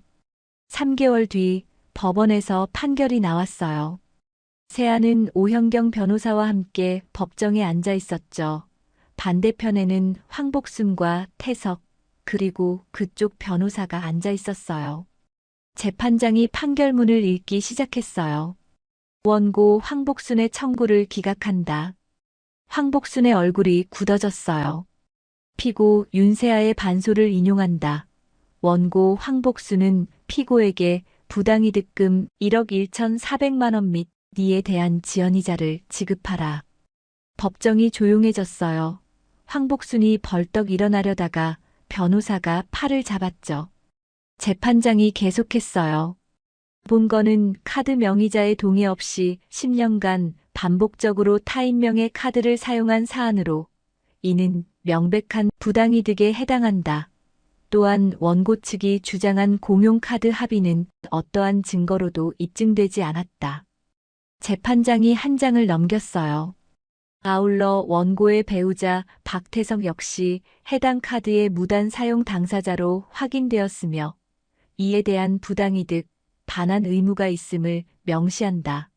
원고 측의 악의적 소제기로 인한 소송 비용은 원고가 전액 부담한다. 태석의 얼굴이 하얗게 질렸어요. 판결문에 자기 이름이 박힌 거였죠. 외도 결제 내역까지 전부 기록으로 남은 거예요. 세아는 숨을 크게 내쉬었어요. 끝난 거였죠. 3개월간의 싸움이, 아니 10년간의 싸움이 드디어 끝난 거였어요. 오현경 변호사가 세아의 손을 잡았어요. 이겼어요, 윤세아 씨. 세아는 고개만 끄덕였어요. 울지 않았죠. 울 일이 아니었으니까요. 그냥 당연한 걸 되찾은 것뿐이었어요. 법정을 나서는데 황복순이 다가왔어요. 태석이 뒤에서 어머니를 말렸지만 황복순은 뿌리쳤죠. 윤세아, 너 이렇게까지 해야 속이 풀려? 세아는 황복순을 똑바로 바라봤어요. 어머님, 저 10년 동안 한 번도 이렇게 말한 적 없죠. 세아의 목소리는 담담했어요. 제 돈이에요. 제가 번 돈이요. 그걸 돌려받는 게 왜 속풀이예요? 황복순은 아무 말도 못했어요. 세아는 더 이상 볼 것도 없다는 듯 돌아섰죠. 태석이 뒤에서 불렀어요. 세아야. 세아는 멈추지 않았어요. 그 이름을 부를 자격이 없는 사람이었으니까요. 일주일 뒤 세아에게 병원 인사팀에서 연락이 왔어요. 윤세아 씨, 배소희 간호사 건으로 알려드릴 게 있어요. 오현경 변호사가 확인해준 대로였어요. 배소희가 병원 내부 메신저로 세아의 정보를 외부에 유출한 기록이 전부 남아있었죠. 배소희 간호사는 정보 유출 및 동료 명예훼손으로 징계위원회에 회부됐고 정직 3개월에 올해 승진 심사 대상에서 제외됐습니다. 그리고 정직 기간 종료 후 재계약 여부는 재심의 예정이에요. 사실상 퇴출 수순이었죠. 세아는 전화를 끊고 잠시 창밖을 바라봤어요. 배소희가 어떻게 되든 상관없었어요. 다만 자기를 팔아먹은 사람이 대가를 치렀다는 건 알아야 했죠. 그날 저녁 세아의 휴대폰이 울렸어요. 화면에 뜬 이름은 황복순이었죠. 세아는 잠시 화면을 바라보다가 전화를 받았어요. 세아야. 목소리가 달랐어요. 3개월 전 파리에서 소리 지르던 그 목소리가 아니었죠. 힘이 빠져 있었어요. 나. 그동안 내가 좀 그랬다. 세아는 아무 말도 하지 않았어요. 세아야, 이번 한 번만. 세아는 조용히 전화를 끊었어요. 아무 말도 필요 없었죠. 10년 동안 들었어야 할 말을 이제 와서 듣고 싶지 않았어요. 그리고 그 말이 진심인지도 알 수 없었고요. 태석 쪽에서도 연락이 왔어요. 문자였죠. 세아야, 나 지금 많이 힘들어. 엄마 배상금이랑 변호사 비용 때문에. 엄마 건강도 안 좋아. 병원비도 있고. 혹시 분할 납부 협의 좀 할 수 있을까? 세아는 문자를 읽고 웃었어요. 피식 웃음이었죠. 세아는 문자를 삭제했어요. 답장은 하지 않았죠. 그게 대답이었어요. 며칠 뒤 세아는 오현경 변호사를 만났어요. 큰 식당이 아니었어요. 병원 근처 작은 국밥집이었죠. 오현경 변호사가 먼저 와서 자리를 잡고 있었어요. 변호사님, 정말 감사했어요. 저야 제일 한 거죠. 근데 윤세아 씨. 오현경 변호사가 국밥 그릇을 밀어두며 말했어요. 잘하셨어요. 세아가 고개를 들었어요. 10년을 버틴 것도, 명세서를 모아둔 것도, 끝까지 포기하지 않은 것도 전부 윤세아 씨가 한 거예요. 저는 그냥 도와준 것뿐이에요. 세아의 눈에 물기가 고였어요. 이번엔 참지 않았죠. 눈물이 흘렀어요. 10년 만에 처음으로 누군가 자기가 잘했다고 말해줬거든요.